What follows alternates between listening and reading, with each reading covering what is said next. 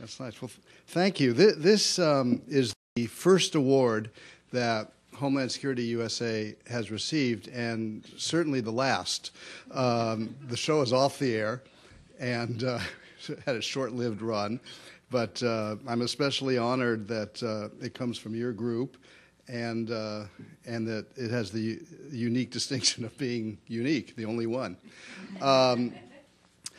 I'm very proud of this series. I wish that it had stayed on the air longer. I wish it were on the air now. It would be even more relevant now than it was in '09. But it was not meant to be. They put us up against American Idol, the #1 show on television, NCIS, the #2 show on television, and The Biggest Loser, which was a top 10 show, and us.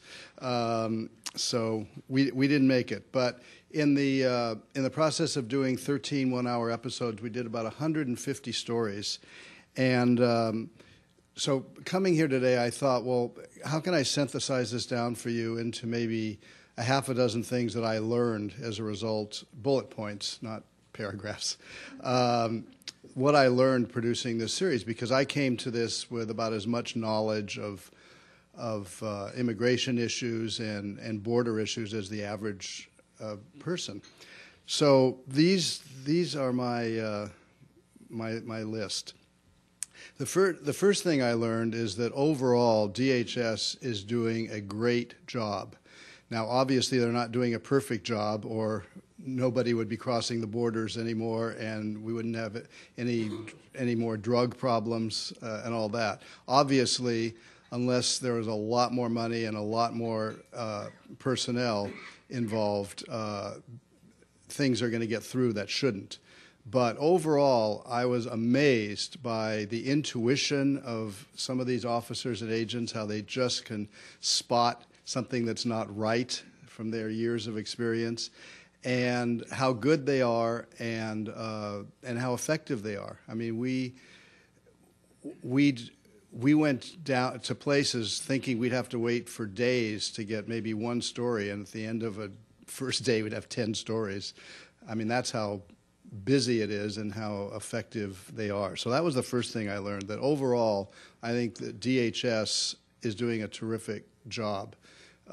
Not perfect, but terrific. The second thing I learned was how shocking the amount of drug confiscation there is on both borders, northern and southern. I just could not believe the quantities of every kind of drug you can imagine, from pills all the way to heroin. Heroin hidden in a computer. Computer screen, behind a computer screen, pills hidden in children's toys, a family coming across the border, husband, wife, and 2 children, but the car was filled with bundles of marijuana, and the officers were saying, how could a guy use his family as a cover for this? I mean, just amazing stories. The drug issue is underplayed by the media. You have no idea the amount of drugs they confiscate, and yet there are drugs everywhere, so how much gets through, we don't know. But what they confiscate is really an impressive amount on both borders.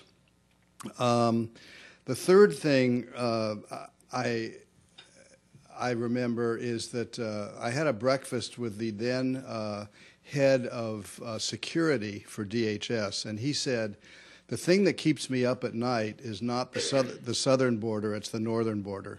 He said, that is what worries me, because it's porous still.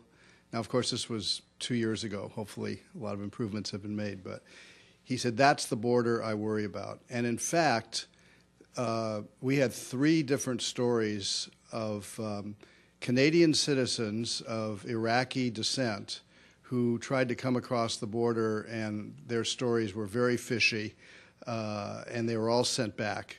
And a couple of them had tried repeatedly different places to get across. So who knows what their intentions were? I mean, they didn't have explosives on them, but they were coming across for reasons other than what they were saying, and that was all the northern border.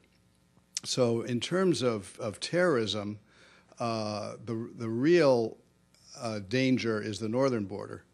and whatever's going on in Canada. Obviously, in terms of quantities of undocumented people coming across would be the southern border, but the northern border gets short shrift, and we spent a lot of time up there in various places.